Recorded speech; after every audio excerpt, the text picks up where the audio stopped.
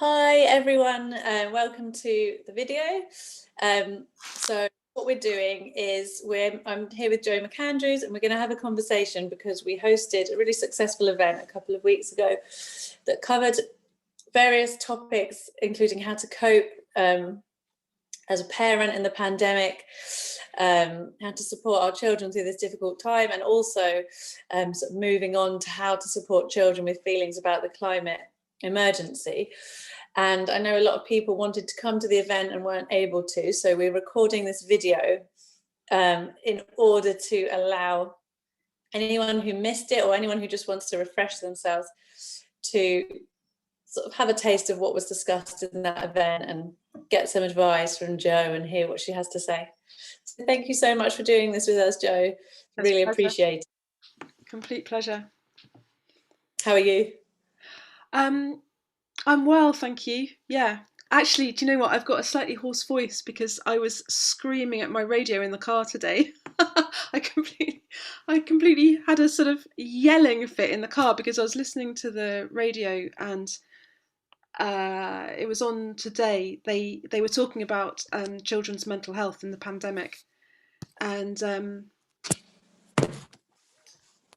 yeah, just the way they're talking about it. I feel perpetually angry at the moment because what I see is a real neglect of awareness about children's mental health and the impact of everything on that.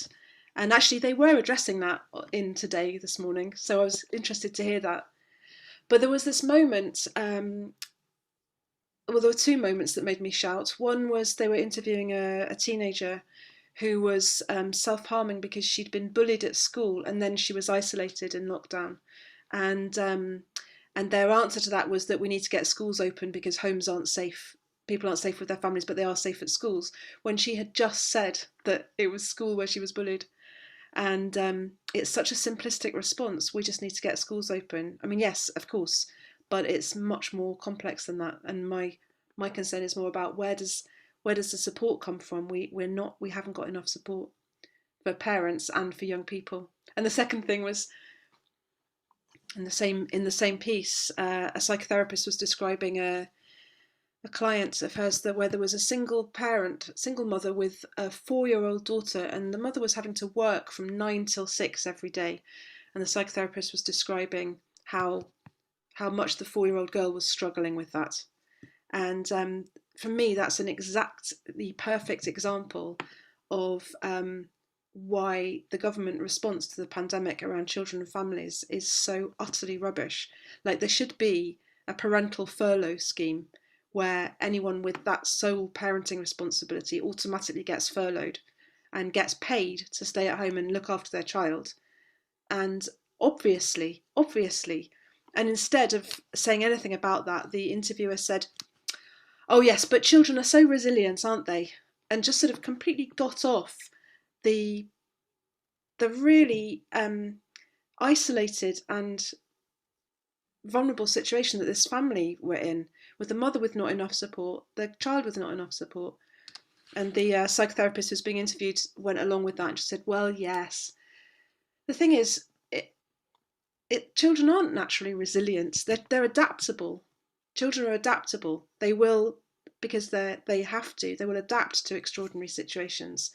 But there's a cost to it. There's a cost to that. And it really makes me angry that people use the word resilient like that when it's just a way of saying, oh yeah, but children's needs don't really matter, do they? They'll be fine. Yeah. So anyway, so my voice is a little bit hoarse, but I just wanted to say that as a sort of, it felt like, because I knew I was talking to you today, and I thought, yeah, this is the soup we're in. It's not just that we're in this pandemic which is causing so much stress. We're in a system that doesn't even notice or care about that. And I think that's the important thing, is to take it off.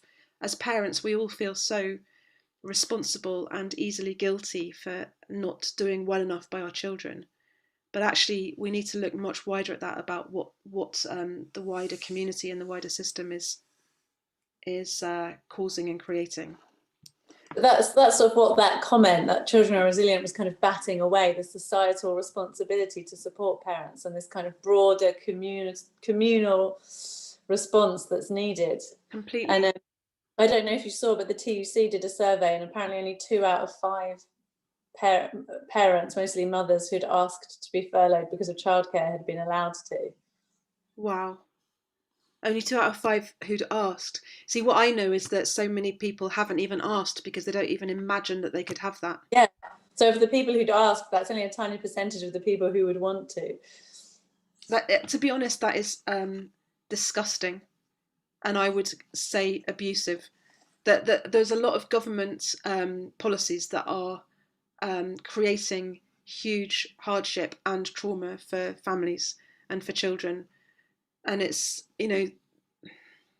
it's very easy to say, oh yes, well, in a pandemic everything's difficult for everybody, but it's not just about the pandemic, it's about who's prioritized in that.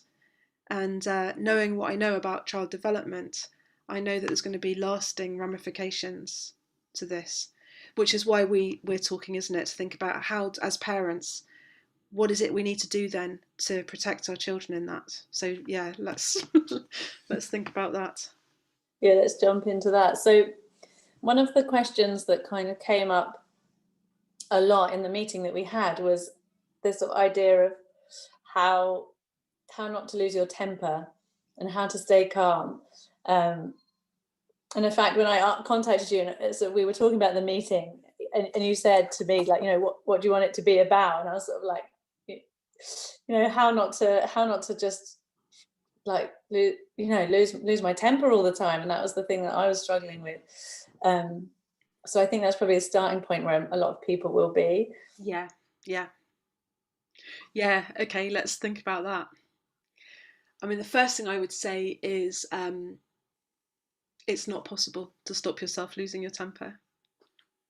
Let's just accept that we are living in a bit of a nightmare, and we are going to lose it.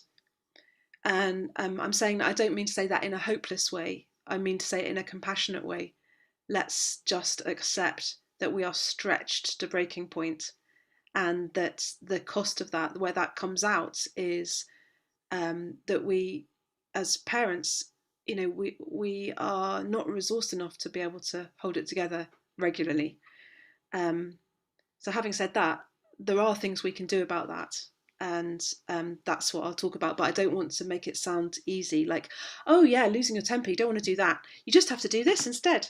It's like, no, in those moments there is no choice. There's no choice about it.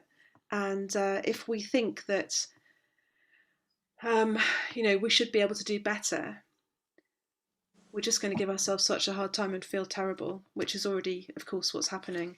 And then that adds to the stress. So having said that, should I say more about what's going on in that? Because I remember somebody in our meeting said, why do I keep losing my temper? Because I keep trying not to. What's going on? And how's that going to be impacting my child? So I'd like to say something about, I think it's so helpful, that model of the brain about how we regulate stress and how we don't regulate stress. So, and some people will have heard me talking about this before, but Daniel Siegel, who is a teacher on the biology, the neurobiology of stress and behaviour, and a theory called Polyvagal Theory, which explains how our bodies cope with stress, how we lose it, and how we help ourselves. So it's beautiful, beautiful information. So to put it sort of fairly simply, he talks about how you can imagine our hand being describing the brain, a model of the brain. And so our brain and nervous system is all connected. So this represents our spinal cord with our nervous system, and this is the brain that's in our head. And you can look up videos of him explaining this in more depth on YouTube, but just to put it simply for our purposes, I find this learning this has been life-changing for me, because it just helps me understand how it just makes sense. So we have our downstairs brain, so these are our brainstem and our limbic system, which you could call our reptile brain and our mammal brain, so the sort of earliest evolved brain. This part of our brain downstairs, which is in our head, it's like underneath and inside of the rest.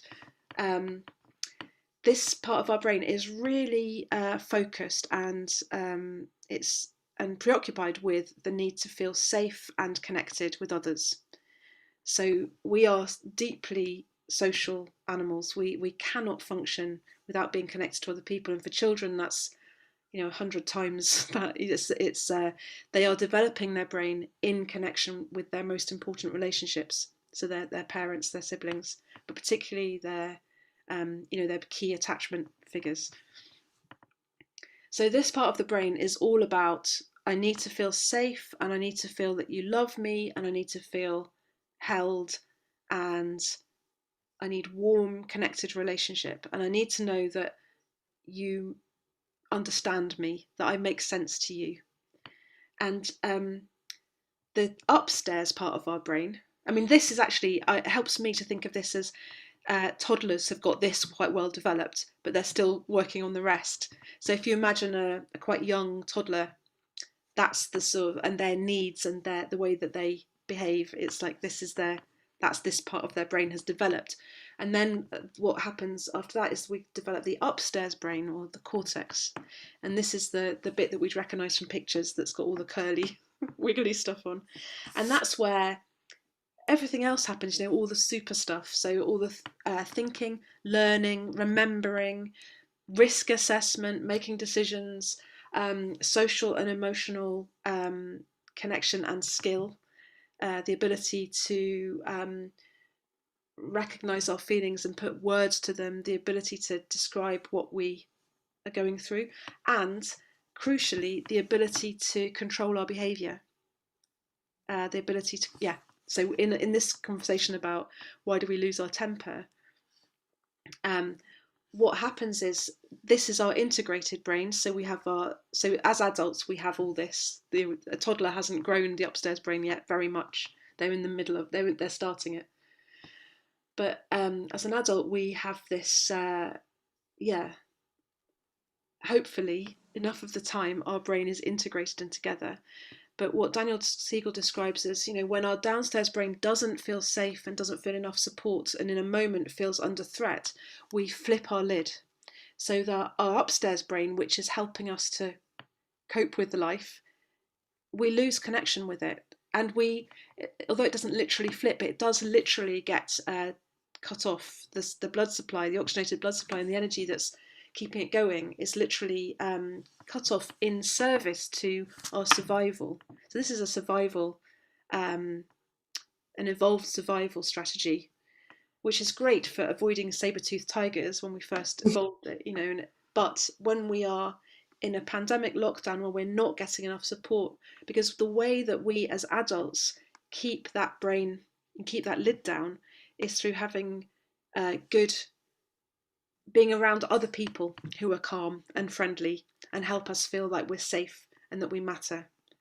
So when we as adults are under the stress of of not having those normal support systems, of having extra pressure of parenting so much more of the time, and on top of parenting, being expected to supervise our child's education, I mean, it's staggeringly impossible.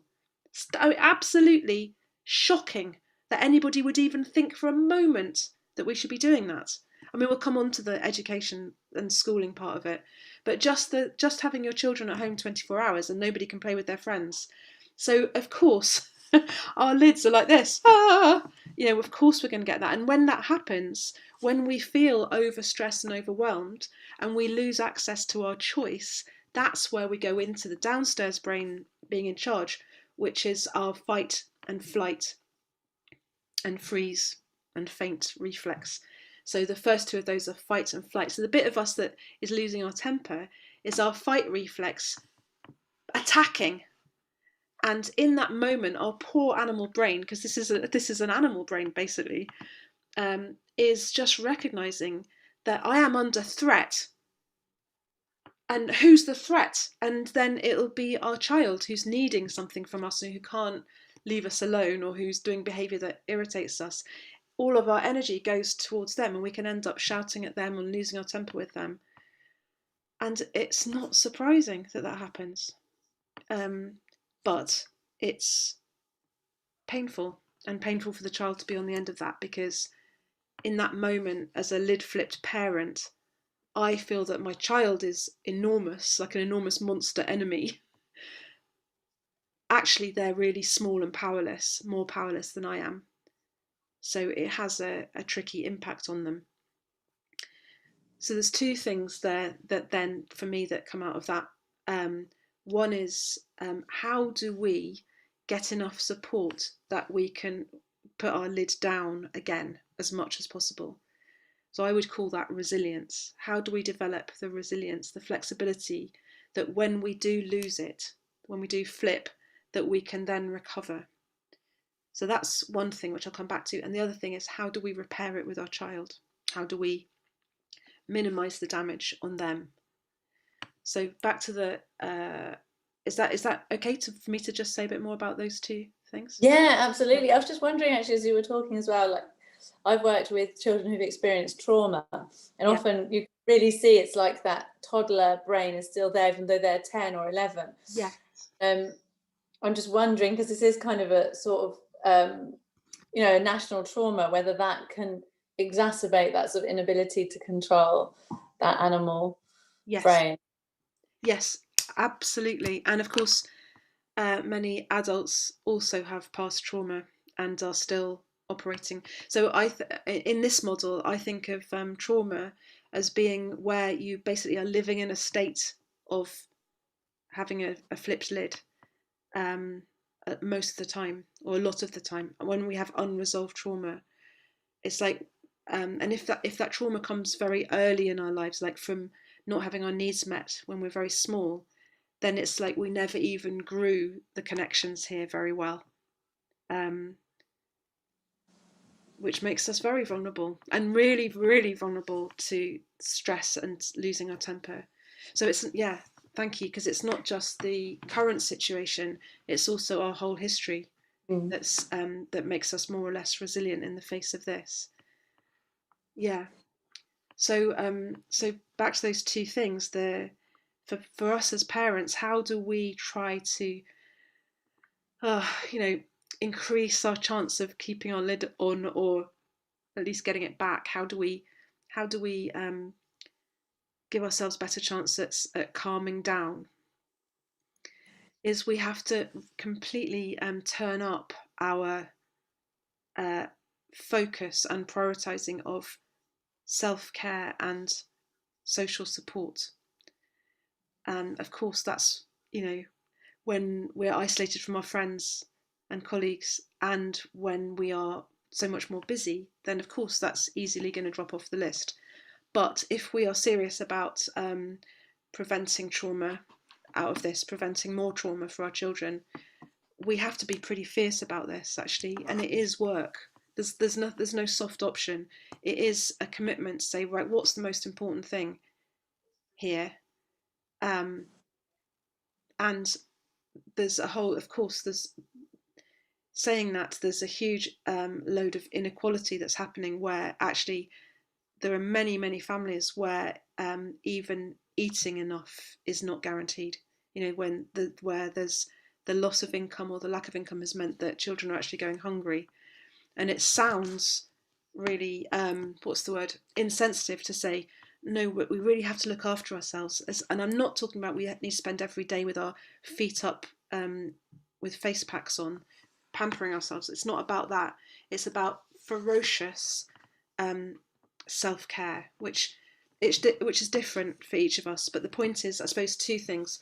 One is, even in the face of it, how can we find opportunities to let our nervous system relax? So for some people that's going out for a walk and that is a fantastic thing. Exercise, air, sunlight, especially in the winter. How do we get out? Or how do we what's the self-talk going on in our head? That's a huge part of the stress response. Do we spend all day going, I'm not good enough, I'm not good enough? How can we start addressing that to find more compassion? And none of it is easy, especially if we don't have the habit of it. But we can point ourselves in that direction. And perhaps more importantly, we can really prioritise getting support from other people who can be there and support us and listen to us, so that we can, when we flip our lid, we can phone another adult and say, I am losing it, I am so angry, a bit like me in the car screaming. It would be awful if I then saw my daughter and started screaming at her because of that. So I go, okay, I am furious. I need some support with that. I need some good company with that. And then I don't have to, I'm not just going to turn it all on my daughter when she says the wrong thing or slightly upsets me or something. So self-care, it has to include good supportive care. And I know that you're planning a listening partnership thing, Yeah. where you're getting parents together to form listening partnerships, and that is a fantastic, brilliant thing to do, because what we need is somebody who we know the point of them is that we can turn to them and say, I am really struggling. I don't know what to do. I've lost it 7 times today and I just want to give up. And we need the other person to say, yeah, I hear you, of course. We don't need advice. We don't need somebody to tell us, oh, you need to do this and it'll be fine. We need deep, empathic care. So that's why I'm sort of cautious about saying, well, what you need to do to stop losing your temper with your child is this, this, and this. Because of course there are things that will help, but we're still going to lose it, because these are extraordinary circumstances. And then the other thing is about how do we minimise the damage with our child. So I'm hugely encouraged by all the research on this thing called rupture and repair, that is showing that what builds children's resilience isn't that they have perfect parents who never lose their temper and are always really serene and friendly. It's that we can't give our children that perfect, we shouldn't even be comparing ourselves with the perfect parent that we wish we were. It is going to break down that connection between us and our child that children need so desperately. It will regularly get disrupted. And what actually builds health and resilience is when the brokenness of that connection is repaired. So it's the repair that counts.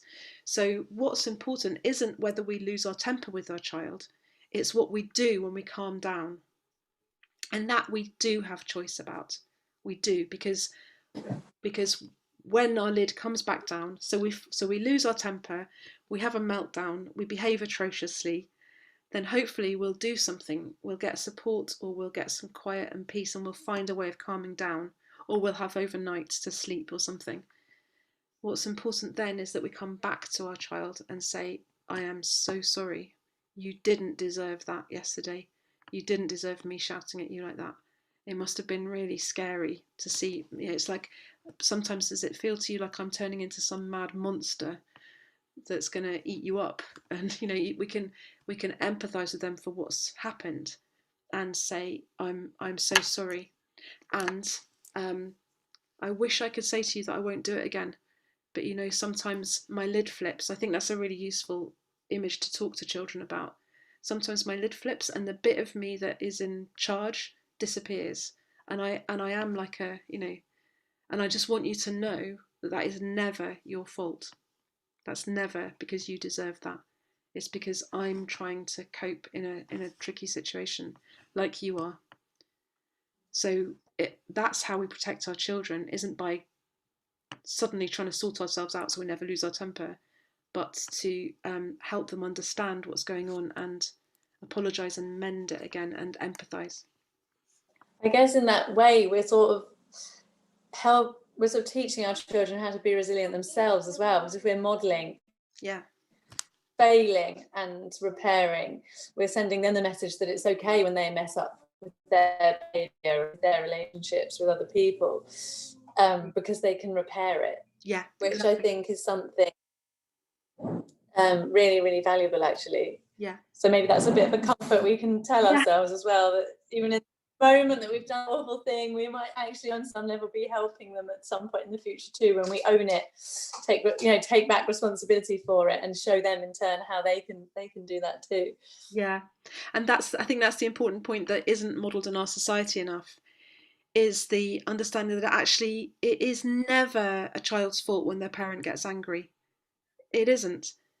Even if they've done something that you've told them 10 times not to do, even if they haven't put their computer down when you've asked them to, whatever they're doing, if you get angry, it's your issue, it's your thing. And I think that's a really important message to give to children, is that if I get angry, I'm not, in the moment I might blame you, but actually I know better than that. I'm in charge of my own feelings. We mustn't make children responsible for our feelings. I mean, we do, but it would be much better if we didn't, because that's just too much. The power imbalance there is just too awful, and children don't have. They're much more powerless than us, because it's the parents who create the rules and the environment that children are doing their best to thrive in. Yeah. Yeah, and just on what you were saying about like self-care, and just to that sort of acknowledgement of as well of how incredibly difficult it is to kind of give yourself that, like you say. And I think in some ways just sort of as well acknowledging that this is a really hard situation, and it's hard to do. Doing the self-care is hard, and if you don't manage to sort of forgive yourself as well, because it isn't easy, and in some ways that act of forgiveness can be self-care in itself. Exactly, that's the point. It's not that we need to take an hour out to skip amongst buttercups. It's that self-forgiveness, that's self-care, self-compassion, and we don't need time for that. We need it's like an attitude that we need to keep coming back to, but we also need support for it. Something I've been thinking a lot about recently, and doing and talking to other people about, is using music a lot more than music is a fantastic way of regulating, especially now when we don't have other people doing that. I've been sort of making a playlist and encouraging other people to make a playlist of first aid music. When things are getting heated, put this music on, and when there's lots of fidgeting or running around, put some really rhythmic and sort of move to it, or just have it in the house. There's a lot of research about music and how it plays a very strong part in regulating our mood. So we can make some conscious choices about that. And sometimes it's easy to reach over and just put a track on that you've already chosen.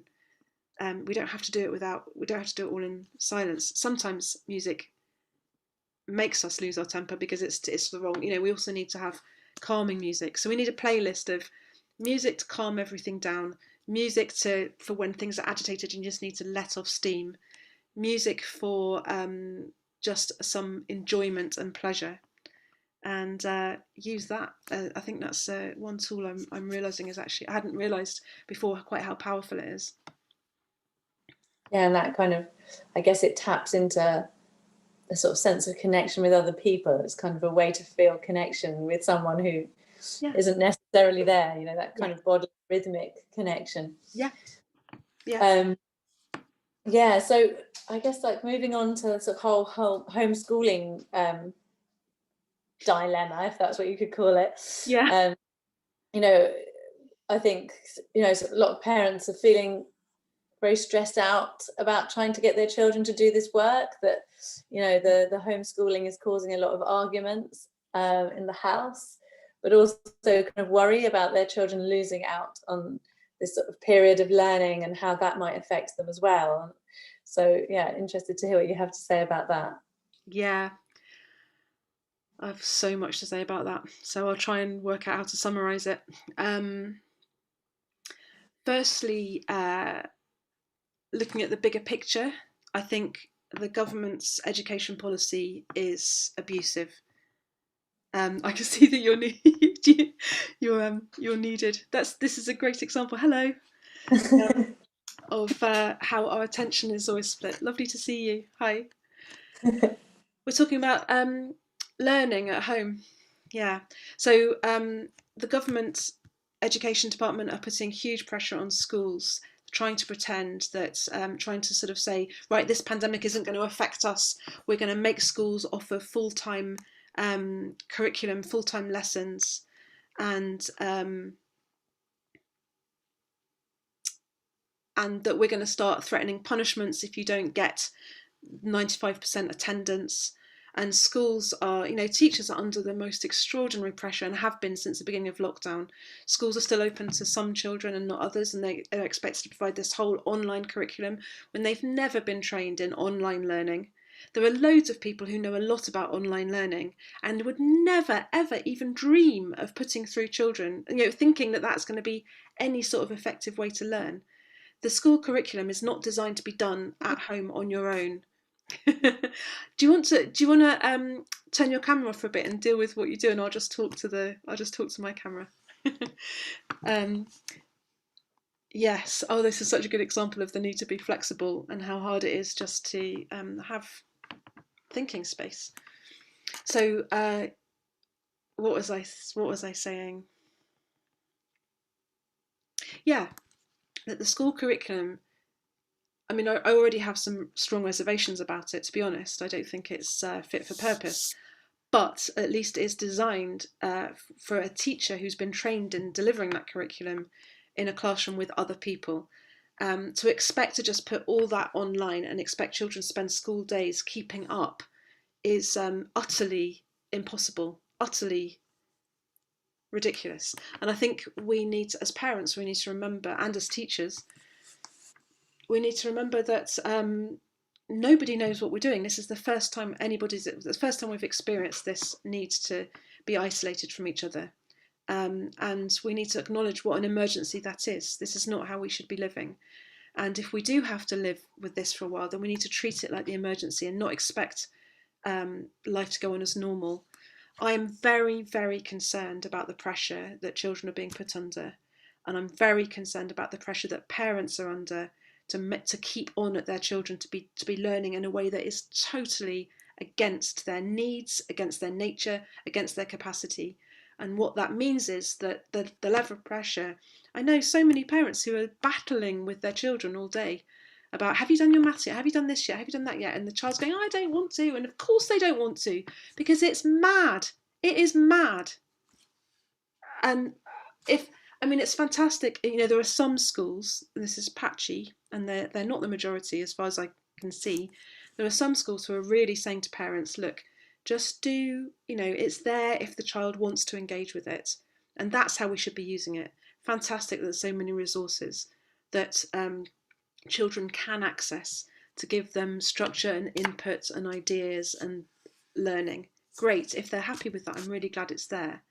But no child should be forced to try and engage their brain, because that's the other thing, is understanding how children learn. We can't learn under pressure. So we're just basically turning them into performing monkeys and saying, well, you just got to, get it handed in so the teacher can tick the box and they can give that box to Ofsted and the government will say, great. So, and I saw a Facebook post recently from someone, I just felt so sad. A parent who, whose teacher, the child's teacher, was just doing her best. And the parent was in a dilemma. Do I force my child to do this work because I want to support the teacher? No, no. We need to not be forcing our children, and not be, what children need at the moment and what is most under threat is their mental health and well-being and their development. The whole narrative, the whole mainstream media, government narrative that I keep seeing is that children are going to really suffer for missing out on their education. No. Firstly, they're not missing out on an education. They're getting a different type of education, which is going to be very, very useful to them. Learning how to live in a different way, learning how to find meaning, learning different things like how to grow vegetables or how to, all sorts of things. Cook, many things that can be different. Children are never going to stop learning. But who thinks that the only thing that matters in education is this national curriculum? It's just completely misunderstanding how children learn and what the most important things are. So what I would say to people, and especially XR people who already know that the systems that we're in are what has led to and is leading to the climate crisis that we're in, is our schools, our education system is part of that system. And we need to be saying no. It needs to be, I would like education unions to be saying no to the government and protecting schools. And then they're trying, but they're not succeeding. Then I want schools to be saying, no, we are not going to traumatise the children in our care. You are wrong about this. We need to be focusing on mental health and resilience and emotional, social well-being. I would like teachers all to be, relieved of teaching duties and invited to, because there's so many good online resources children could be using, and teachers could be maintaining the relationships and connections with their children that they know, and that would be really supporting them. And instead, teachers are stressed beyond belief. So I want us all, and then so if unions aren't doing that, if schools aren't doing that, if teachers aren't doing that, then it needs to be parents who are saying, no, I'm not putting my child through this. I mean, I've always home educated my daughter, so I'm very, very confident that children learn with what's around them, and they grow and they develop, and they do that most successfully when they are feeling safe and happy and protected. And so if we want to help our children's educational chances, we need to be supporting their emotional and physical health. So it's not a choice between mental health or education. We focus on mental health, then when schools are open again, our children are going to be in a good position to go back and catch up. Have I been clear enough? Yeah, I'm just going to stop myself from putting my own sense. I'm a primary school teacher, and I'm a member of the NEU. They're one of the biggest teaching unions. And I do think that a lot of the reason why the union, it just hasn't been made possible for the teaching unions, they've been so demonised. Yes. Press simply asking for the schools to be closed for safety. If they ask for that, I mean, the level of organisation that they would receive would just be sort of but also as a teacher, that, like you say, like children's brains develop and grow. So if a child, can start learning something at this age and still be just as good at, a few years later than if they started learning, they'll just learn it quick. If they start learning something later, they'll just learn it quicker. They learn it earlier. It would take them longer to learn that thing. So just a sort of another word of reassurance. Yes, yeah, exactly. Thank you.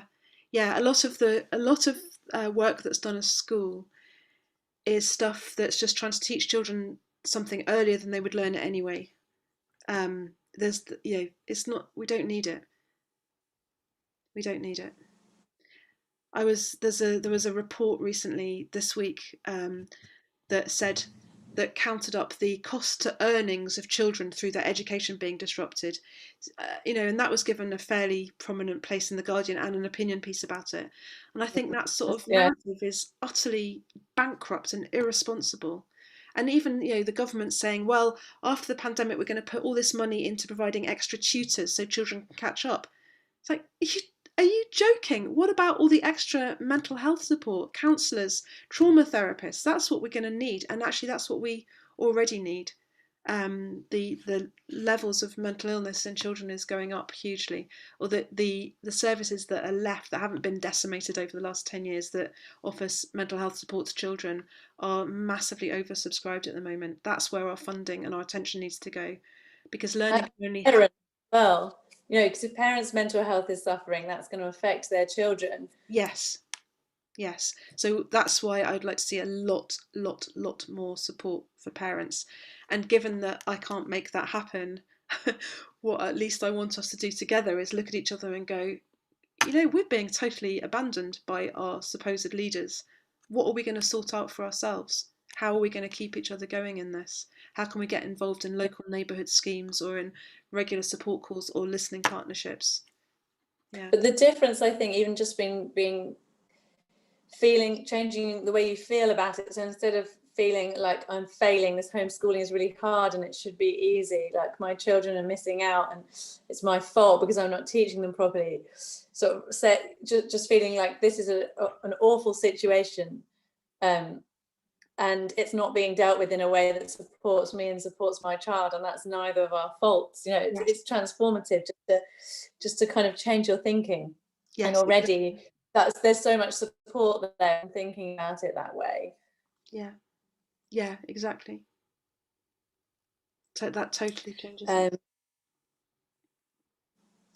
So another sort of whole area that came up a lot was this kind of like how to help manage our children's anxieties about the pandemic. and about the sort of, that this kind of very scary situation we find ourselves in, and answering their questions and helping them through what is a period of sort of collective trauma. Yeah, I know, that's a really big one, isn't it? And really important.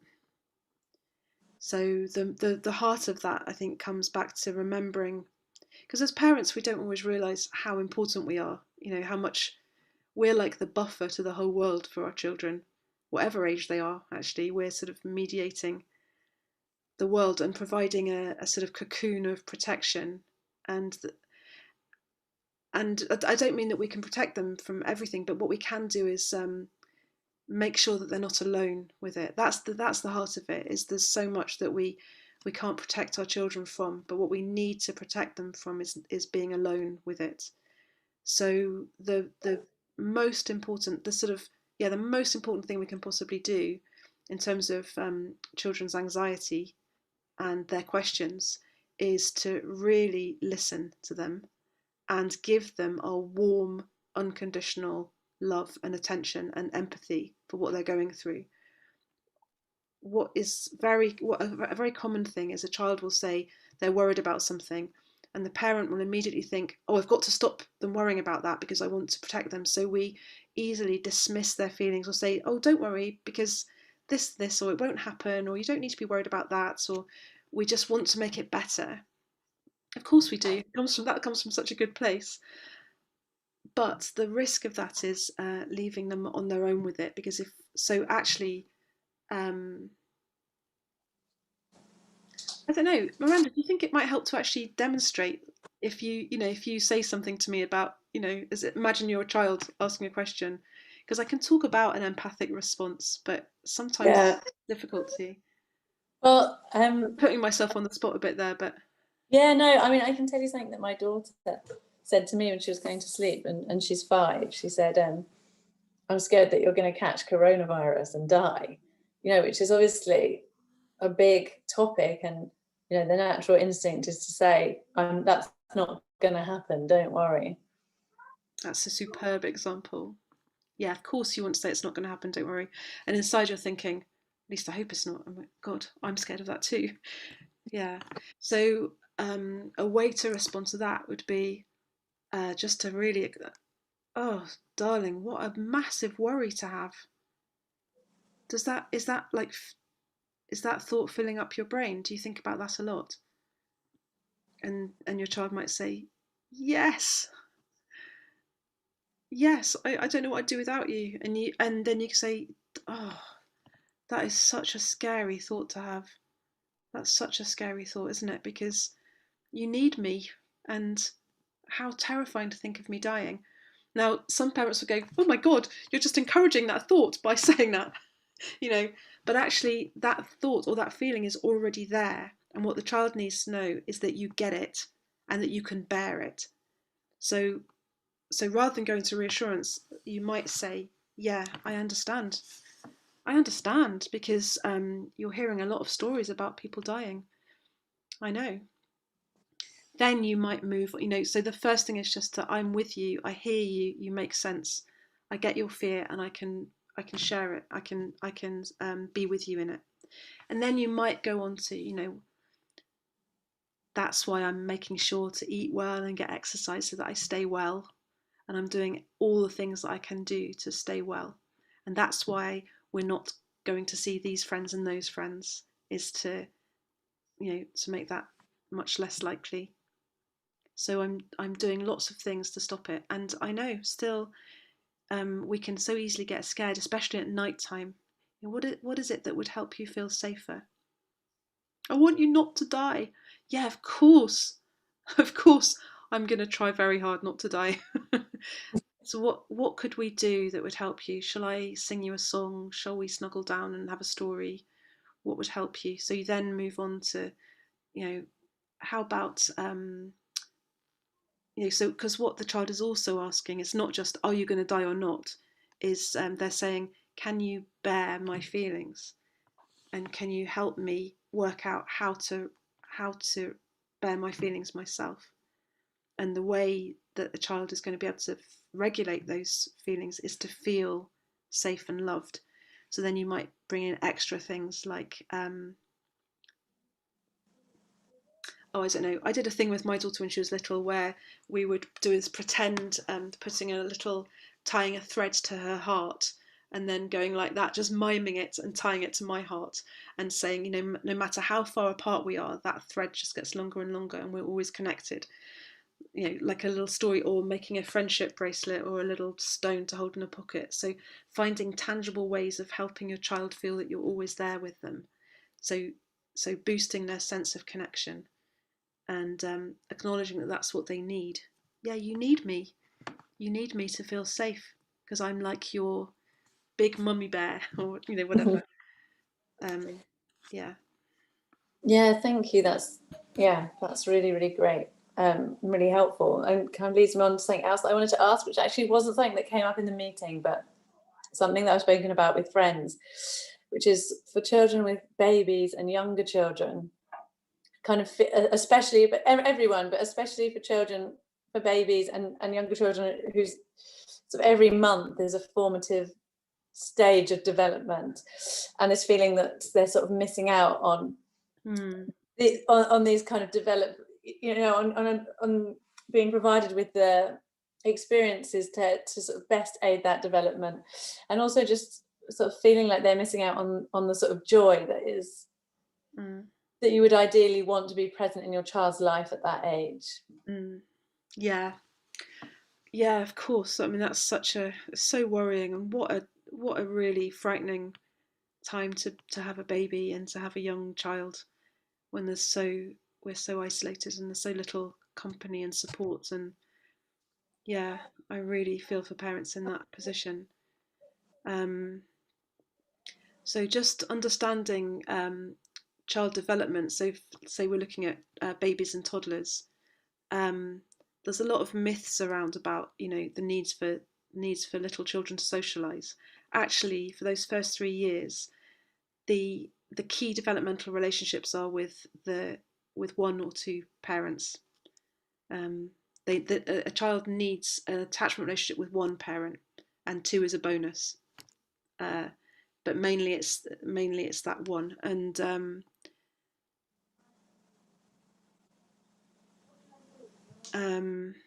so the important thing there, the babies aren't going to be missing developmental milestones by not being able to mix with other babies. The vulnerability there is the stress that parents are under, because what a baby needs ideally is a parent who's able to be responsive to them and relaxed around them. And so if parents are under huge stress, then yeah, that is a worry, and that's why we need more support for parents.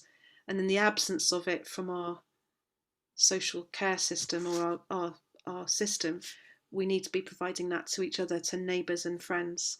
We need to be looking in, you know, calling and contacting parents with babies extra.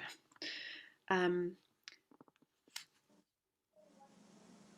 think the thing about joy is also, I think it helps to understand what we mean by that, because there's a pressure. I mean, even in the best of times, there's always a pressure on parents of young children to be dancing around, being the entertainers. In fact, I heard someone, another time I screamed at the radio, I think, was some idiot government minister saying that, talking about, oh no, it wasn't, it was a stupid prime minister in his stupid letter to parents saying, jolly well done all of you.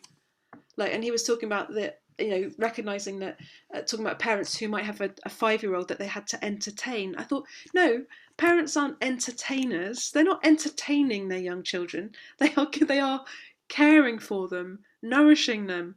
Entertainment is like the least of our problems. What parents are doing are just being solid rocks that their children, being the sunshine in their children's lives. So, and that happens, I suppose the important thing is that happens in really simple ways. We don't have to be, if we haven't got the capacity to be down on the floor playing all the time, or even much of the time, or we don't want to dance around, or we're not getting to toddler dancing classes, or, you know, music sessions together or whatever, actually what creates joy in babies is the very simple act of connection. So a baby who's feeding, breast or bottle, who's feeding but is close to their parent and looks in their parent's eyes and sees that parent there with them, and the baby smiles and then the parent smiles, that is the developmental joy need right there. It's joy in, oh, I feel relaxed and happy and there's my mum smiling at me. So what we need to worry about is if there's parents who can't even find it to give their babies that much attention. And there are many parents who are in that situation, who are under extreme stress, and who may be suffering from depression and mental health problems that mean that they find it difficult even to give that bit of simple attention. And yes, that will have an impact on their growing baby. It will have an impact on their developmental needs, and that's why we need good support services. But for parents who are thinking about this and thinking, what can I do? How do I entertain my child? It's about how do you support yourself and get enough support that you prioritise just being able to be there with them. So with older children, that does mean prioritising that over keeping up with school. And for younger children, it means prioritising that over, I don't know what, over other things. I wish that it was possible for work, for parents of young children who have jobs. I wish it was possible for work to be a lot more flexible, for them to have time off if they're looking after their children all the time. Yeah. I actually, Miranda, that makes me think, some of this is about accepting, just really accepting, this is shit. This is really shit. And grieving that, rather than keep thinking, I've got to make this okay, I've got to find it, I've just got to call it together. Just recognising this is rubbish, it's an emergency, and we have to get through it the best we can. We have to survive this and know what the priorities are. And the priorities and do you think, yeah. Yeah, and do you think, like, sorry, I didn't mean to interrupt you. I keep saying the same thing, it's fine. Yeah, at the beginning, I'm talking about like rupture and repair. And do you think does that work in a broader context? So if you do have a year where you're just depressed and miserable, and not yourself and not the person you want to be for your children, can you still repair that bigger rupture? Yeah. Yeah. I think we have to be conscious about it, like do it deliberately. Yeah. I don't think it just happens unless we bring in a bit of extra support or whatever. But yes, yeah, and actually that's a good point, is just recognising, a bit like when you're ill, you need time to recover. When you're in a traumatic situation, you need time to recover. So I think we need to be planning for this. I'm going to need some time to recover from this when things start emerging. And that's an extra pressure for those of us who are awake to the climate emergency, is that we think, well, this is just part of that. We're not living with this idea that the only problem we're facing in this world is a pandemic, and as soon as that's over, we'll all be fine. We're having to face, well, what's going to be next? And that's very painful to live with. But we can create the conditions for recovery in that. We can still be living in that situation and creating the conditions for recovery of our purpose, our the sense of well-being, our ability to face it. We can recover that, yes. And it comes through community. It comes through warm, loving, respectful, empathic, supportive relationships. I think that's our biggest job, is how do we create those and build on those. Sorry. That's okay.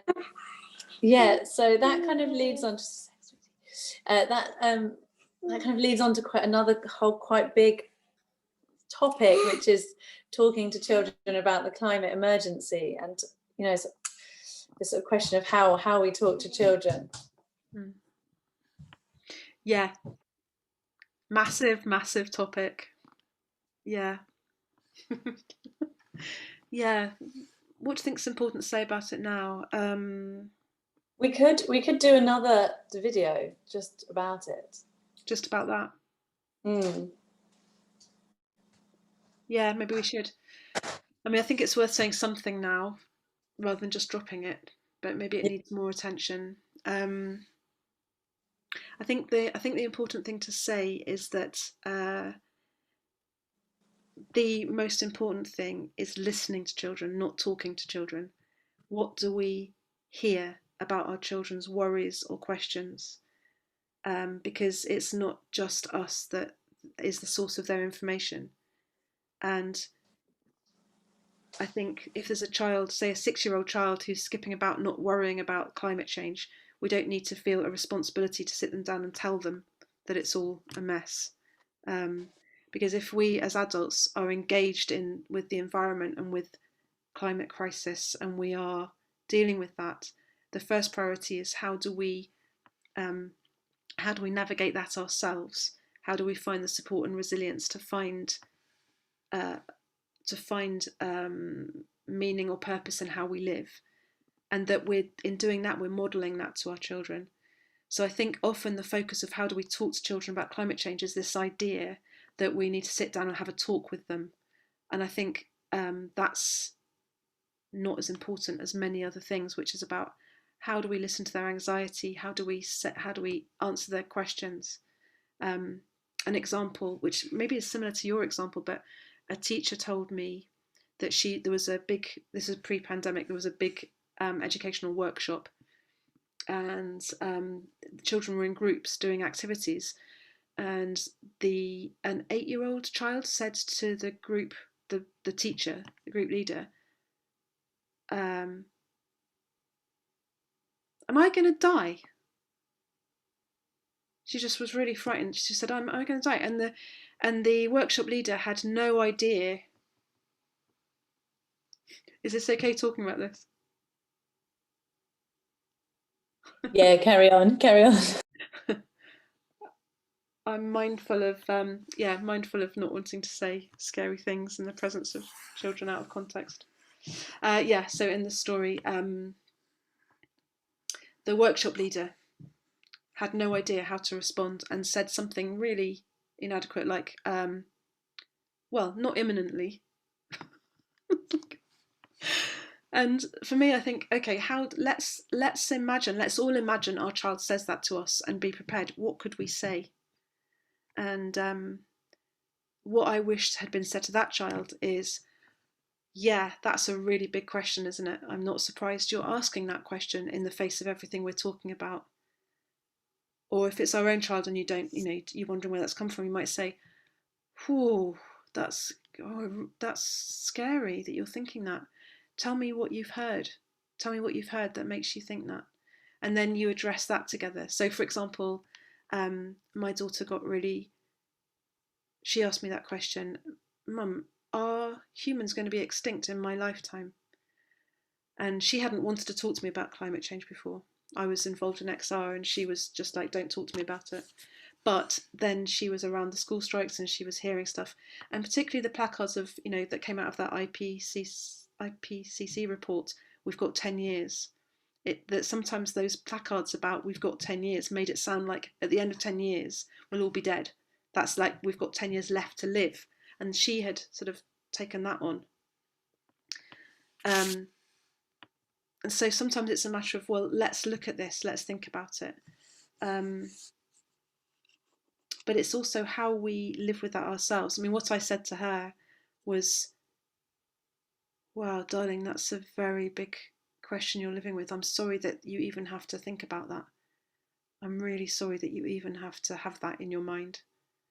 And to be really honest, I actually don't know, because there are some people who are saying that that's a possibility, and there are many people who are working very hard to turn things around. And what my, where I am is that I'm scared, but I'm also knowing that I want to work with other people to do what we can. And for sure, there are going to be very difficult times ahead. The future is very uncertain. It is uncertain. And what I know is that when we are not alone in that, we can face it. We can face anything. And, what do you think? What do you feel? What do you want to do? What do you need? And then I listen to her. So the whole question about telling the truth is a very tricky one, because the truth isn't, it sounds like the truth is some objective thing that we then have to communicate according to age. But the truth is not just facts, it's what we do with those facts. One person can say, what I know about climate change, these could read a set of facts and say, right, that there's no point. There's no point in even living. Or there's no point in doing anything. I might as well just fly everywhere because it's too late to do anything now. And another person might say, with the same facts, they might say, okay, in the face of that, I'm going to prioritise growing my own vegetables, learning about water conservation, and I'm going to prioritise strengthening my family's resilience, because that's the best way that they're going to have a chance of coping. What we need in these times is people who are creative thinkers, practically resourceful, and community minded. So how do we do that? How do we do that? And then that's a different story, but it's still the truth. So that's, I don't know, it feels like anything I say is inadequate in the face of this huge question, but I suppose what it boils down to is that we don't leave children alone with their questions or their fears or their anxieties, because that's what is traumatizing and that's what will increase their vulnerability. So they need us to be alongside them in it. Thank you. Yeah, that's so powerful, I think. Yeah, you said a lot with quite a small amount of time. Really? Yeah, and I think it's, like I was talking to you sort of after the meeting and saying, that kind of anecdote, what you'd said to your daughter, I actually reminded myself of that when I was, sort of earlier this week or last week, after having seen some quite scary headlines recently, about sort of things being worse than scientists had predicted.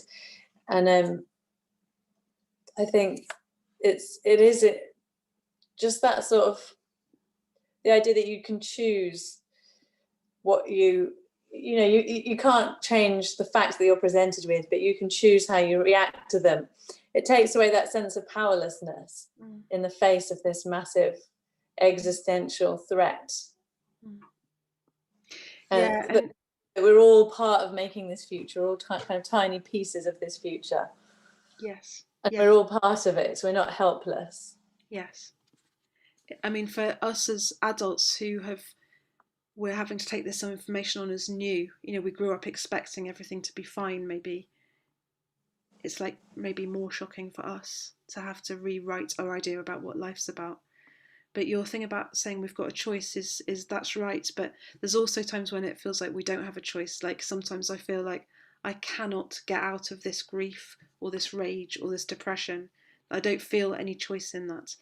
So I think in a way there's sometimes we're regularly going to face this feeling of powerlessness and hopelessness if we engage with the climate situation, the ecological collapse. But in that, then, I suppose the way I think of it is, what path am I dedicating myself to? So I am choosing a path of wise eldership, I'm choosing to go towards wisdom. So when I'm in a state of depression or grief or anxiety, whatever, there's times when I feel like I have no choice. But as soon as I feel that any choice, as those feelings pass, and I develop, I think, okay, I've been dabbling in self-compassion and mindfulness. Actually, it's the time for dabbling is over. I need to commit to it because I need every bit of strength I can get. and I need every bit of support I can get. So when I do have choices, I'm making choices to engage with other people who are on the same page. So, being part of XR or being part of the Deep Adaptation Forum, being part of that work, surrounding myself with people who are nourishing, that we can make those choices, which then support us to be able to be more choiceful generally. But I suppose I just want to make the point that because of the way our nervous systems work, regularly we feel in a place, we regularly can feel that we don't have a choice in this moment. So it's grabbing the moments where we find choice again to set up a supportive environment for ourselves. Thank you. Thanks so much for having this conversation with me and creating, this opportunity to sort of spread, a wonderful, supportive ideas to more, to a wider audience, and to support more parents. It's really, really appreciated. And I really hope it's supportive. I just feel this. I think the quality we need is like a sort of ferocious compassion.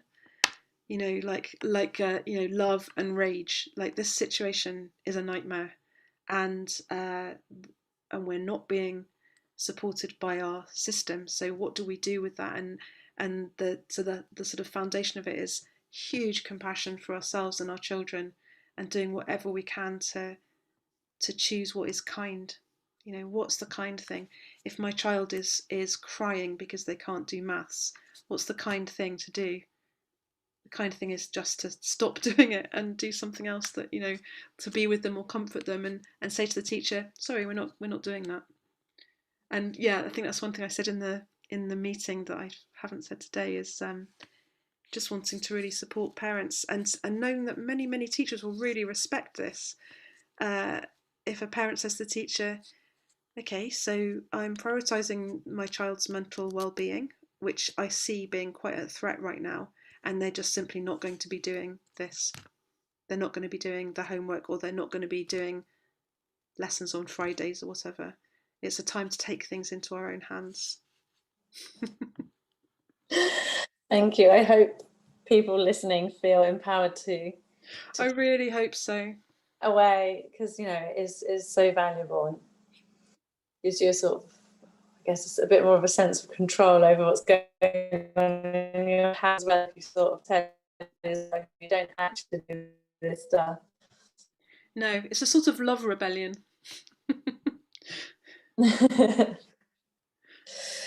Thank you so much again. Okay.